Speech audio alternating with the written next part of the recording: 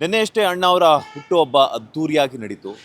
ಹುಟ್ಟುಹಬ್ಬದೊಂದೇ ಒಂದು ವಿವಾದವನ್ನು ನಟ ಚೇತನ್ ಅಹಿಂಸಾ ಅವರು ಕರ್ನಾಟಕದ ಜನತೆ ಮೇಲೆ ಆಗಿರ್ಬೋದು ಅಥವಾ ಇಲ್ಲ ಅಂತಂದರೆ ಸೋಷಿಯಲ್ ಮೀಡಿಯಾದಲ್ಲಿ ಒಂದಷ್ಟು ವಿಚಾರಗಳನ್ನು ಬರೆದುಕೊಂಡಿದ್ದಾರೆ. ಸೊ ಈ ಒಂದು ವಿಚಾರಕ್ಕೆ ಸಂಬಂಧಪಟ್ಟಂತೆ ಡಾಕ್ಟರ್ ರಾಜ್ಕುಮಾರ್ ಸೇನೆಯ ಅಧ್ಯಕ್ಷರಾಗಿರುವಂತಹ ತ್ಯಾಗರಾಜ್ ಅವರು ಹಾಗೆಯೇ ಅವರ ಒಂದಷ್ಟು ಜನ ಅಣ್ಣ ಅವರ ಅಭಿಮಾನಿಗಳು ನಮ್ಮ ಜೊತೆ ಇದ್ದಾರೆ.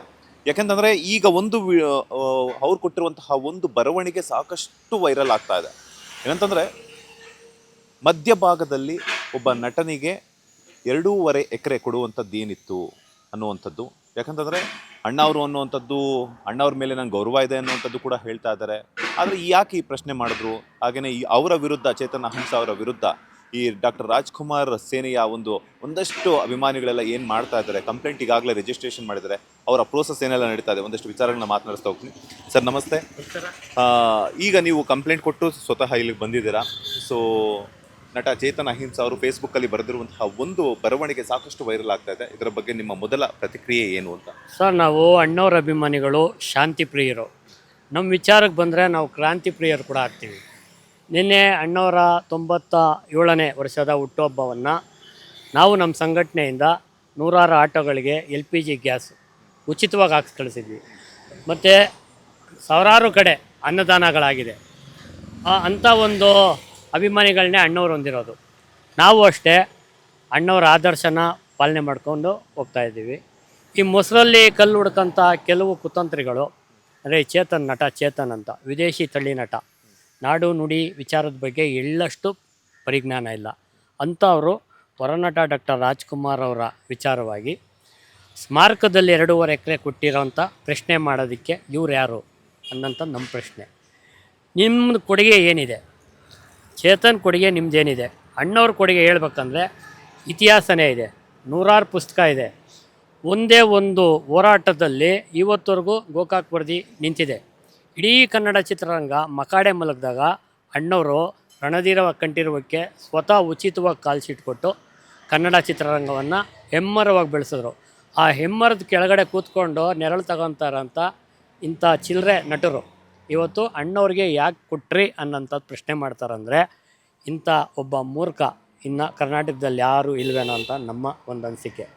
ನಮಗೆ ಗೊತ್ತಿರೋಂಗೆ ಈತ ಅಣ್ಣವ್ರ ವಿಚಾರವಾಗಿ ಮಾತಾಡಿದ್ರೆ ಹೆಸರಾಗ್ಬೋದು ಅನ್ನೋಂಥ ಒಂದು ಉದ್ದೇಶ ಇಟ್ಕೊಂಡು ಮಾತಾಡಿದ್ದಾರೆ. ಆದರೆ ಒಂದು ಮೂರ್ಖನ ಥರ ಮಾತಾಡಿರೋದು. ಅದಕ್ಕೆ ನಾವು ಅಣ್ಣವ್ರ ಅಭಿಮಾನಿಗಳು ಈಗಾಗಲೇ 14 ಕಡೆ ಕಂಪ್ಲೇಂಟ್ ಮಾಡಿದ್ದೀವಿ. ACP ಅವರು ರೌಂಡ್ಸಲ್ಲಿರೋದ್ರಿಂದ ಸಂಜೆ FIR ಮಾಡ್ತೀನಿ ಅಂತ ನಮ್ಗೆ ಆಶ್ವಾಸನೆ ಕೊಟ್ಟಿದ್ದಾರೆ. ನಾವು ಆತನಿಗೆ ಶಾಂತಿಯಾಗಿ ಹೇಳ್ತೀವಿ, ನೀನು ಮಾತಾಡಿರೋಂಥದ್ದು ಸರಿಯಿಲ್ಲ. ನೀವು ಅಣ್ಣವರ ಒಂದು ಯಾವುದೇ ಒಂದಕ್ಕೂ ಸಮ ಅಲ್ಲ, ಅಣ್ಣವ್ರ ಅಭಿಮಾನಿಗಳಿಗೂ ಸಮ ಇಲ್ಲ. ನೀವು ಒಂದು ಮಾತಾಡಿದ್ದೀರಾ, ಏನೋ ಆಗಿದೆ, ತಾವೇ ಖುದ್ದಾಗಿ ತಾವೆಲ್ಲಿ ಬರ್ಕೊಂಡಿದ್ದೀರಾ ಸಾಮಾಜಿಕ ಜಾಲತಾಣದಲ್ಲಿ ಅಲ್ಲೇ ಕ್ಷಮೆ ಯಾಚಿಸಿ. ಇಲ್ಲ ಕ್ಷಮೆ ಯಾಚಿಸಲ್ಲ ಅಂದರೆ ನಾವು ಮುಂದಿನ ದಿನಗಳಲ್ಲಿ ನಾವು ಅಭಿಮಾನಿಗಳು ಏನು ಮಾಡಬೇಕು ಅದನ್ನು ನಾವು ಖಂಡಿತ ಮಾಡ್ತೀವಿ ಸರ್. ಅಂದರೆ ಈಗ ನೀವು ಹೇಳೋ ಪ್ರಕಾರ ಏನಂತಂದರೆ ಸೋಷಿಯಲ್ ಮೀಡಿಯಾದಲ್ಲಿ ಎಲ್ಲಿ ಬರವಣಿಗೆಯನ್ನು ಬರ್ಕೊಂಡಿದ್ದಾರೋ ಅದೇ ಒಂದು ಪ್ಲಾಟ್ಫಾರ್ಮಲ್ಲೇ ಕ್ಷಮೆ ಯಾಚಿಸಬೇಕು ಅಂತ ಕೇಳ್ಕೊಳ್ತಾ ಇದ್ದೀರಾ. ಆಮೇಲೆ ಸ್ಮಾರಕದ ಹತ್ರ ಬಂದು ಯಾವ ಜಾಗ ಕೊಟ್ರಿ ಅಂತ ಹೇಳಿದ್ನಲ್ಲ, ಆ ಸ್ಮಾರಕದ ಹತ್ರ ಬಂದು ಒಂದು ಕ್ಷಮೆ ಕೇಳಬೇಕು. ಸಾಮಾಜಿಕ ಜಾಲತಾಣದಲ್ಲಿ ಬರೆದ್ಬಿಟ್ಟು ಅಣ್ಣವ್ರ ಸ್ಮಾರಕದ ಹತ್ರ ಬಂದು ಕ್ಷಮೆ ಕೇಳಿಬಿಟ್ಟು ಹೋಗ್ಬೇಕಂತ ನಮ್ಮ ಅಭಿಮಾನಿಗಳ ಒತ್ತಾಯ. ಸರ್, ಈಗ ಒಂದು ವಿಚಾರ ಏನಂತಂದರೆ ಕೇವಲ ಅಣ್ಣ ಅವರ ಸಮಾಧಿ ಮಾತ್ರ ಇಲ್ಲ, ಅಣ್ಣ ಅವರ ಸ್ಮಾರಕ ಮಾತ್ರ ಇಲ್ಲ, ಡಾಕ್ಟರ್ ಅಂಬರೀಷ್ ಅವ್ರದ್ದು ಕೂಡ ಇದೆ. ಅದರೊಟ್ಟಿಗೆ ಇನ್ನೊಂದೇನಂತಂದರೆ ಕಂಠೀರವದಲ್ಲಿ ಸಾಕಷ್ಟು ಶೂಟಿಂಗ್ಸ್ ಎಲ್ಲ ನಡೆಯುತ್ತೆ. ಕನ್ನಡ ಸಿನಿಮಾ ರಂಗ ಬೆಳೀತಾ ಇದೆಯಲ್ಲ ಅಲ್ಲಿ. ಸರ್, ಇವಾಗ ಅಣ್ಣವ್ರಿಗೆ ಕೊಟ್ಟಿರೋದ್ರಲ್ಲಿ ಕರ್ನಾಟಕ ಸರ್ಕಾರಕ್ಕೆ ಲಾಭನೇ ಹೊರತು ನಷ್ಟ ಅಲ್ಲ. ಯಾಕಂದರೆ ಈ ನಾಡಿನ ಸಾಂಸ್ಕೃತಿಕ ರಾಯಭಾರಿ ಅಣ್ಣವರು. ನಾಡು ನುಡಿ ಜಲ ಭಾಷೆ ವಿಚಾರ ಬಂದಾಗ ಮೊದಲ ಧ್ವನಿ ಎತ್ತುತ್ತಾ ಇದ್ದಿದೆ ಅಣ್ಣವರು. ಹಾಗಾಗಿ ಅಣ್ಣವ್ರಿಗೆ ಬರೀ 2.5 ಎಕರೆ ಅಲ್ಲ, ಇನ್ನೂ 2.5 ಎಕರೆ ಕೊಟ್ಟರು ಕಡಿಮೆ. ಅಂಬರೀಷ್ ಅವರು ಕೊಟ್ಟವ್ರೆ, ವಿಷ್ಣುವರ್ಧನ್ ಅವರು ಕೊಟ್ಟವ್ರೆ ಅಂದರೆ ಅವರು ಕಲಾವಿದರೆ, ನಾವೇನು ವಿರೋಧ ಇಲ್ಲ ಸರ್. ಅಣ್ಣವ್ರಿಗೆ ಅವ್ರಿಗೆ ಗೊತ್ತಿದೆ ಎಲ್ಲ. ಅಣ್ಣವರು 150ನೇ ಸಿನಿಮಾ ಆದಮೇಲೆ ಬಂದಂಥ ನಟರಿಗೂ ಕೊಟ್ಟವ್ರೆ, ನಮಗೇನು ಅದರ ಬಗ್ಗೆ ಅಭ್ಯಂತರ ಇಲ್ಲ.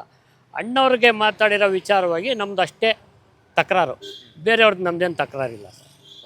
ಈ ಒಂದು ವಿಚಾರ ಬೆಳಕಿಗೆ ಬಂದ ಮೇಲೆ ನೀವು ನಟ ಚೇತನ್ ಅಹಿಂಸಾ ಅವರನ್ನ ಮಾತನಾಡಿಸುವಂತಹ ಪ್ರಯತ್ನವನ್ನು ಏನಾದರೂ ಮಾಡಿದ್ರಾ, ಕಾಲ್ ಏನಾದರೂ ಮಾಡಿದ್ರಾ, ಅಥವಾ ಅವ್ರನ್ನ ಭೇಟಿ ಮಾಡುವಂತಹ ಪ್ರಯತ್ನವನ್ನು ಏನಾದರೂ ಮಾಡಿದ್ರಾ ಅಂತ? ಸರ್, ಈ ವಿಚಾರ ಬಂದ ಕೂಡಲೇ ನಾನು ನನ್ನ ಸ್ನೇಹಿತರ ಮುಖಾಂತರ ಅವ್ರ ನಂಬರ್ ತಗೊಂಡು ಅವ್ರಿಗೆ ಫೋನ್ ಮಾಡಿದೆ. ಅವರು ಕಾಲ್ ಫಾರ್ವರ್ಡ್ ಮಾಡಿದ್ದಾರೆ.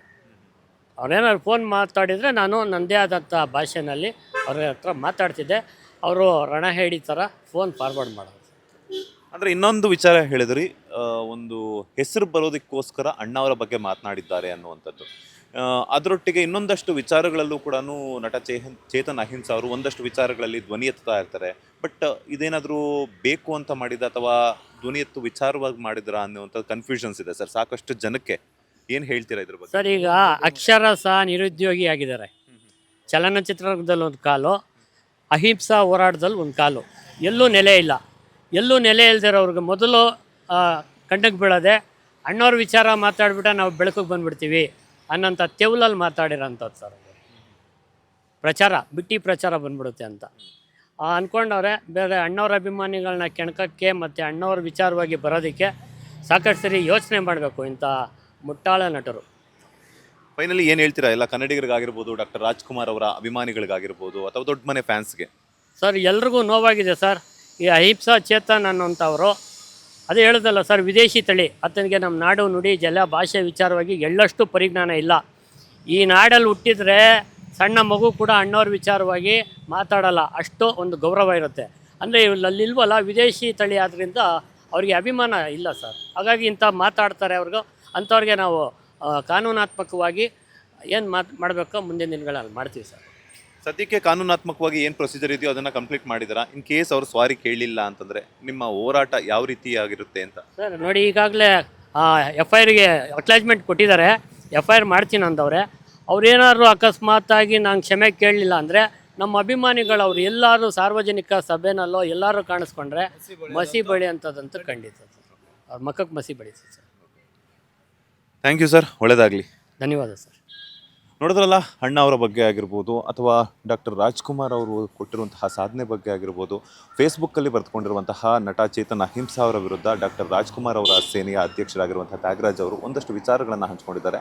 ಈ ಕೂಡಲೇ ಅಣ್ಣವರ ಪುತ್ಥಳಿ ಹತ್ರ ಆಗಿರ್ಬೋದು, ಅಣ್ಣವರ ಒಂದು ಕಂಠೀರವ ಒಂದು ಸ್ಮಾರಕದ ಹತ್ರ ಬಂದು ಅವರು ಸಾರ್ವಜನಿಕವಾಗಿ ಕ್ಷಮೆ ಯಾಚಿಸಲೇಬೇಕು ಅಂತ ಹೇಳ್ಬಿಟ್ಟು ಅವ್ರು ಪಟ್ಟು ಹಿಡಿದಾರೆ. ಇಲ್ಲ ಅಂತಂದರೆ ಅವರ ಒಂದು ಸಾರ್ವಜನಿಕ ಸ್ಥಳದಲ್ಲಿ ಸಿಕ್ಕಾಗ ಮಸಿ ಬಳಿಯುವಂತಹ ಒಂದು ಪ್ರಯತ್ನವನ್ನು ನಾವು ಮಾಡ್ತೀವಿ ಅನ್ನುವಂತಹ ಒಂದು ಮಾತುಗಳನ್ನು ಆಡಿದ್ದಾರೆ. ಇದಿಷ್ಟು ಡಾಕ್ಟರ್ ರಾಜ್ಕುಮಾರ್ ಸೇನೆಯ ಒಂದಷ್ಟು ಅಭಿಮಾನಿಗಳ ಮಾತು. ಕ್ಯಾಮ್ರಾ ಪರ್ಸನ್ ಮಲ್ಲಿಕಾರ್ಜುನ್ ಜೊತೆ ಮಂಜುನಾಥ್ ಶ್ರೀನಿವಾಸ್, ಸುಮನ್ TV ಕನ್ನಡ, ಬೆಂಗಳೂರು.